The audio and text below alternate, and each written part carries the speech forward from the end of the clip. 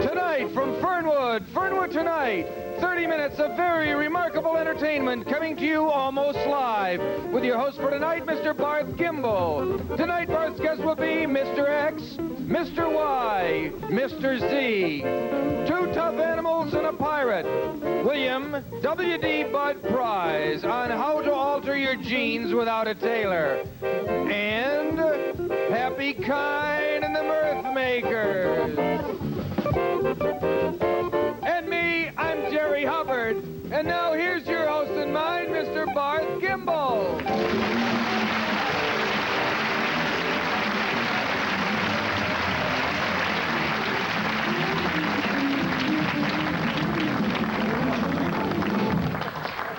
Same move you make, Hap.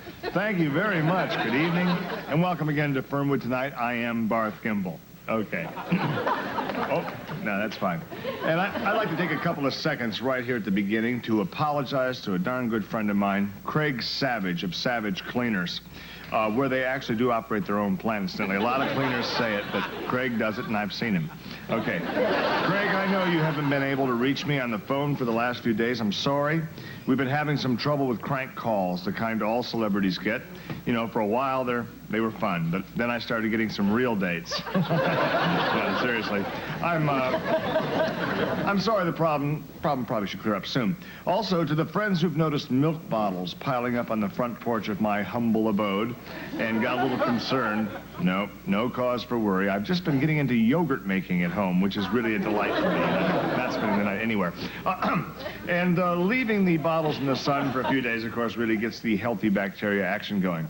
Finally, I hate to use up time on the show for this personal business. I feel like a jerk, but I think once a performer separates his art from his life, he might as well sell cars for a living because it's all over, which is no knock at the car business. We've all got to get somewhere. All right. Anyway, just a final word to anyone who's been sending me bills and notices to pay and final reminders and so forth. I'm not ignoring whatever you're sending. I just happen to have mislaid my checkbook for a few days. It may be in my other pants, I don't know. But those payments will be in the hands of Uncle Sam's finest before this week is out. You have my word on that. And I believe the Constitution does forbid attaching a man's salary because, well, the way I read the 13th Amendment, working for free is the same thing as slavery. Okay. Anyway, enough chit-chat. Let's get on with our show. Oh, here's our co-host and announcer, Mr. Jerry Hubbard.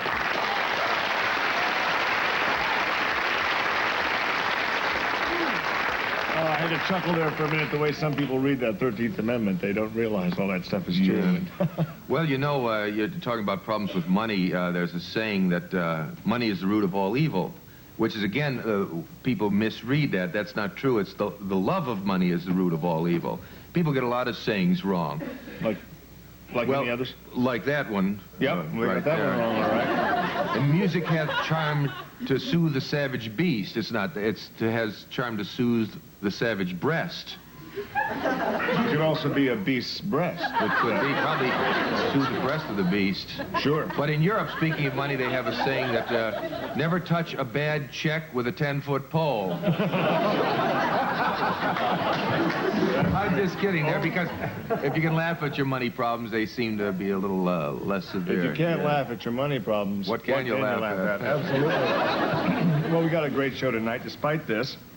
Those of you who watch the show may or may not have noticed a band leader like Happy Kind. How about him, ladies and gentlemen, huh? Oh.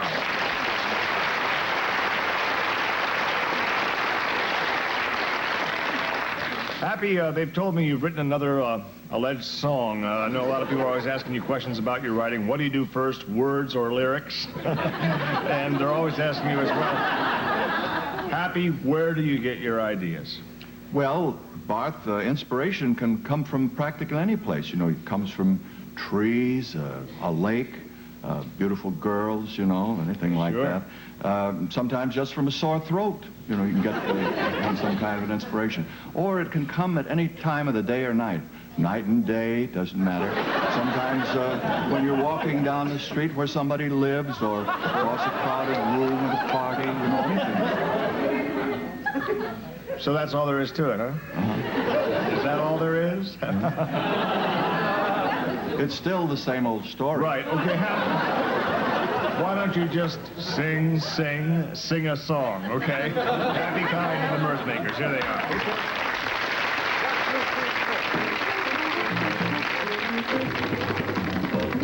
My ice cream baby knocks me for a loop. My ice cream baby loves a triple scoop in her white saddle Oxford with the 2 flavored goop. She's the sweetest, sweetest, sweetest, sweetest. Did you hear me? Yeah, yeah. My cupcake baby Yeah, yeah. with her sticky style. My cupcake baby with the Twinkie smile. Chocolate covered teeth. You can see a mile. But she's the sweetest, sweetest, sweetest, sweetest. Did you hear me? Yeah, yeah. My soda pop baby. Yeah, yeah. She's a strawberry mess. My soda pop baby. In her red streak dress. She needs dental care.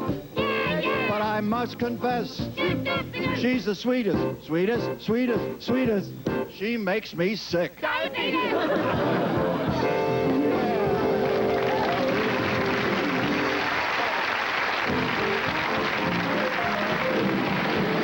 happy, small. Not mine. Stay with us. We'll be right back.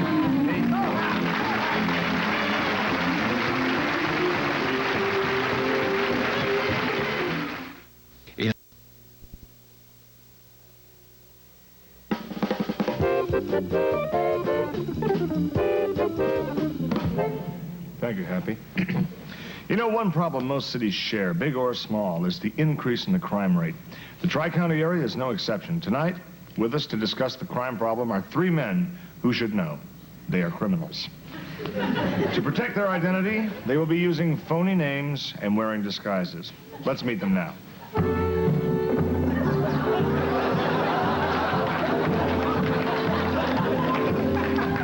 Gentlemen, thank you very much for coming.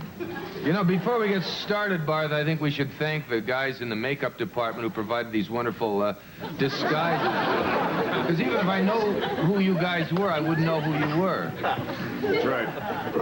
Our makeup department's probably one of the nicest guys you'll ever meet. He is. Pretty proud of him here in CSP. Cooks up some great beef stew during those winter months, too, huh? But that's not why we're here, Jerry. You know they won't be using their real names either. You know that. Well, I hope not, because that would be a dead giveaway right there. It kind of defeat the whole purpose of the masks. Right. Let's start with you, Porky. What type of work do you do? I'm an enforcer. If a guy is late on his loan payments, I get him to pay. Woo. Now, how do you do that?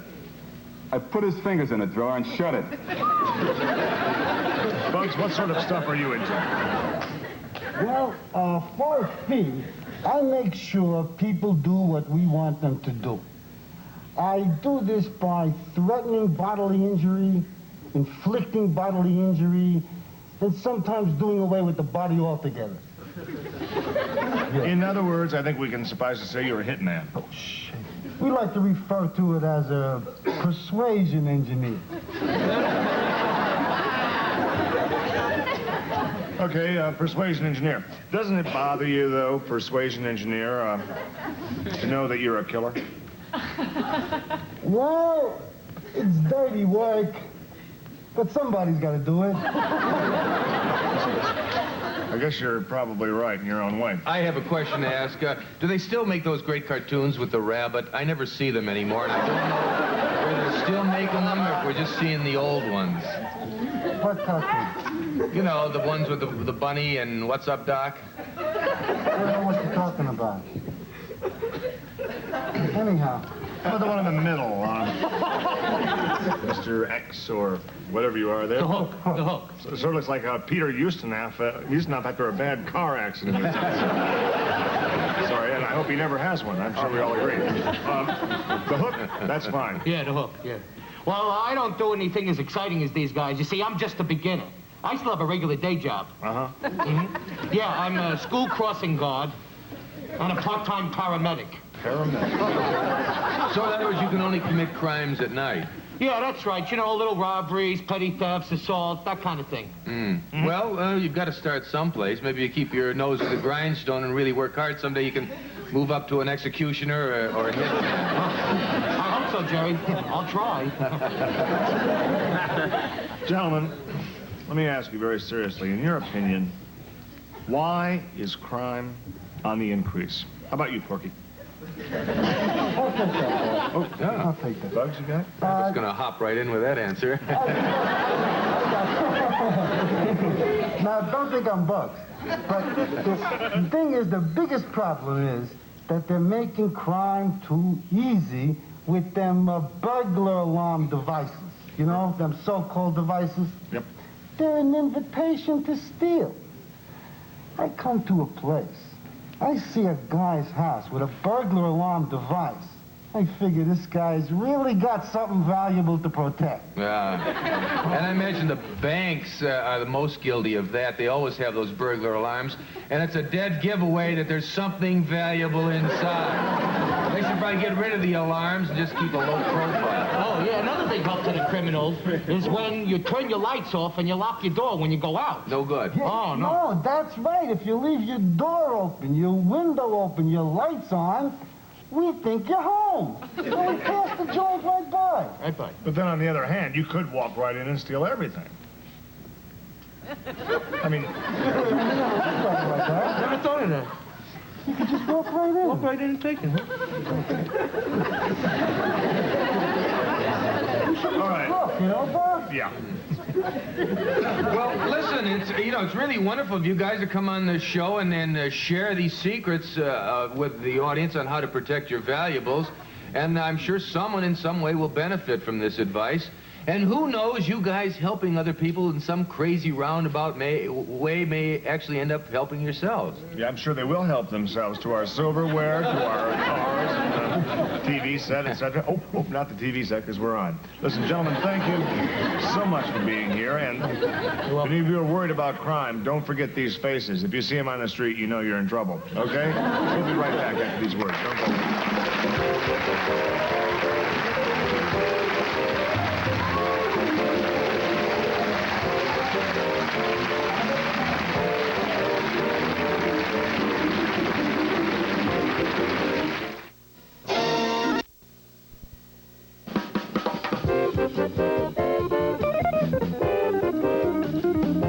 Jerry, basically, the whole thing is if they used real animals, see, they use drawings, okay? Mm-hmm. If they used real animals when they walk into that electric fan and blow all over the room, that kind of thing, they'd have to get a whole new animal and everything, so that's why they use drawings. And they are drawings, okay? Because I've seen them fall from 1,200 feet, and then they just come up with a little bandage on it. Okay. But you understand it now, Yes, right? thank you. Okay, good. My next guest really needs no introduction because, is this because of the rabbits, Jerry? Must be trained as well. This is good. Can you see any better now? My next guest is going to introduce him. He really needs no introduction because he usually gives himself one. Please welcome the very, very unofficial ambassador at large here in He's Fernwood. still calling himself that. I know. The mayor is really annoyed about that. And I thought he was going to put a stop to him even appearing on the show. You would think 3 public denials would give the guy the hint, but apparently not. Oh, wait, there's 2 sides to every story. Well, there's many sides to this man, even his own name. His name is Mr. William W.D. or Weenam Damon. William Weenam Damon Bud is his nickname. He likes to be called Tom, but his best friends call him Maury, which he prefers. Mr. William W.D. Bud Prize.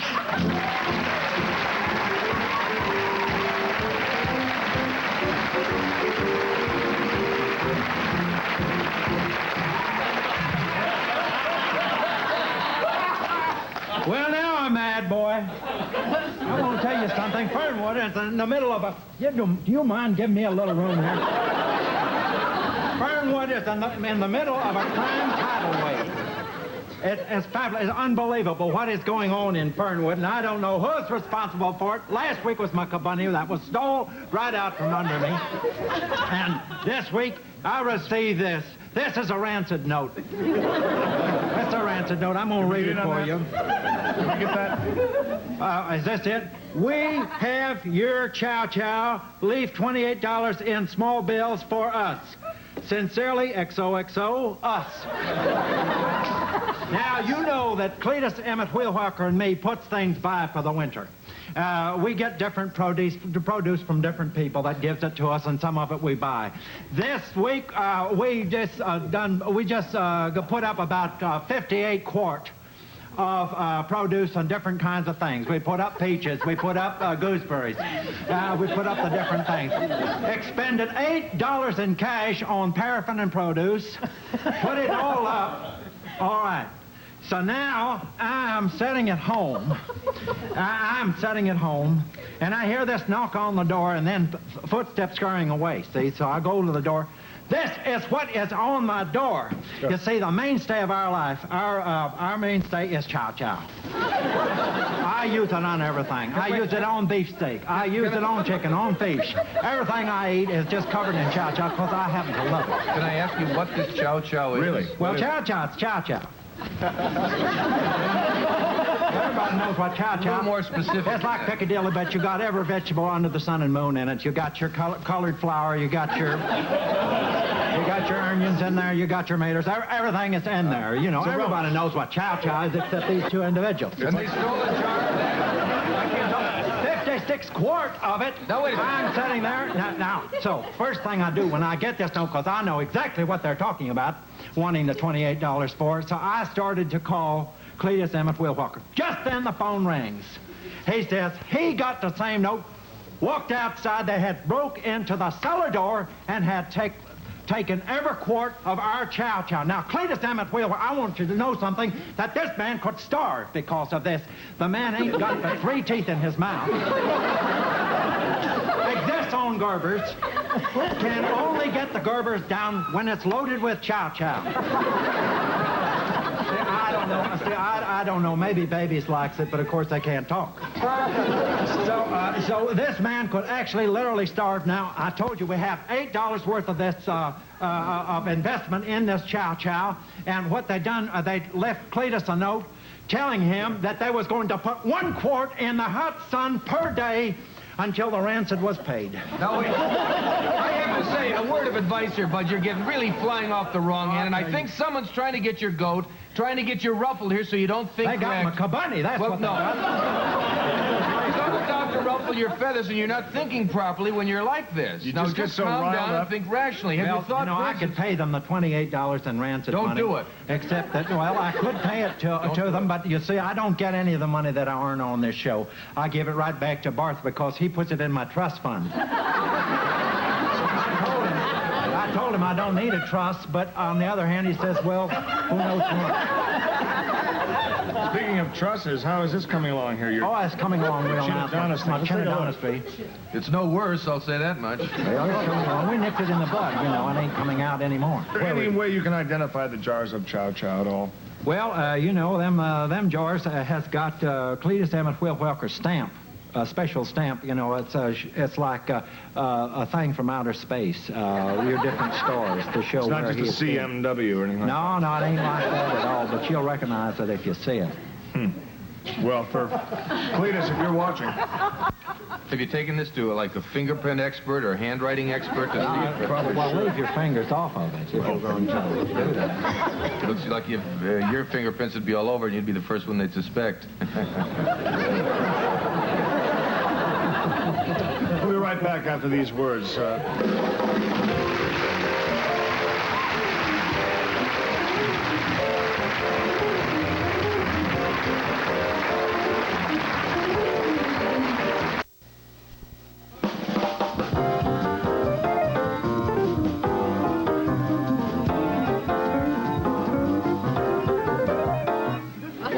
This is amazing. Cletus goes to a lot of trouble to put these pictures together, and I'm glad we got a chance to show them here. This is great. Nothing like a visual aid. A picture's worth 1,000 words. That's it. That's the beauty of TV. It gives people something to look at, well, instead of just hearing your voice right out loud. Fantastic. Well, another good thing, these make a funny sound, too, but I didn't know if you realized that. Ooh. I'm sure you can find a lot of funny things to do with them, Jerry. Oh, yeah. But that's all the time we have for tonight. Whoa, not so fast. No. We have a little surprise. I know how you hate surprise. Yeah, we More do. than anything, I hate surprises. No, wait a minute. It's going to change your mind if I tell you it's a young lady who's dying to meet you. She's a member of your fan club. It still could be something... No, a very pretty young girl, wears a very lovely outfit, and she has a very unique idea. She's going to give you something I don't think you may have ever had before. She has a little business she calls live wires. Well, let her tell you about it. Come on out, Phyllis Morris. Phyllis?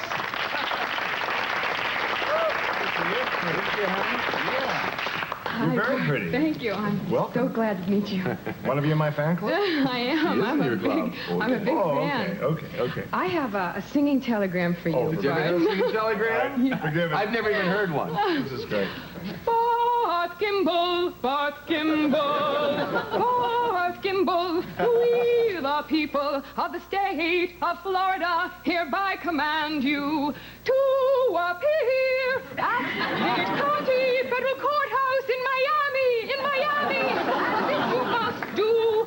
Failure to appear in court will result in a punishment of 18 months in jail and for a fine of $5,000. Disobedience of this subpoena may find you in contempt of court.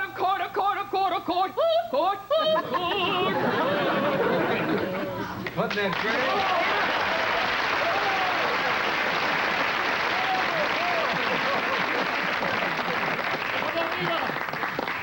Wow, that was just wonderful. I loved it. Thank you. That's a beautiful number. I'd love to hear Dinah Shore do that one. Maybe she'll do it sometime. Well, we're just about out of time. We'll be back tomorrow night. At least I'll be back. I know that much. Me and Happy Kind and the Mirth Makers. Oh, brewing up our own kind of mirth. Till then, thanks for tuning in. Tune in again tomorrow. Phyllis, why don't you come back tomorrow night, wear a little shorter skirt. Maybe we'll have you dance or sing. Or sit there on the couch and shoot the bull. That's it for tonight. Thanks for watching. Also appearing on tonight's show were Kenneth Mars as William W.D. Bud Price, Gil Steele as Porky, Paul Ziegler as Hook, Don Sherman as Bunny, and Marika Taylor as Phyllis Morris.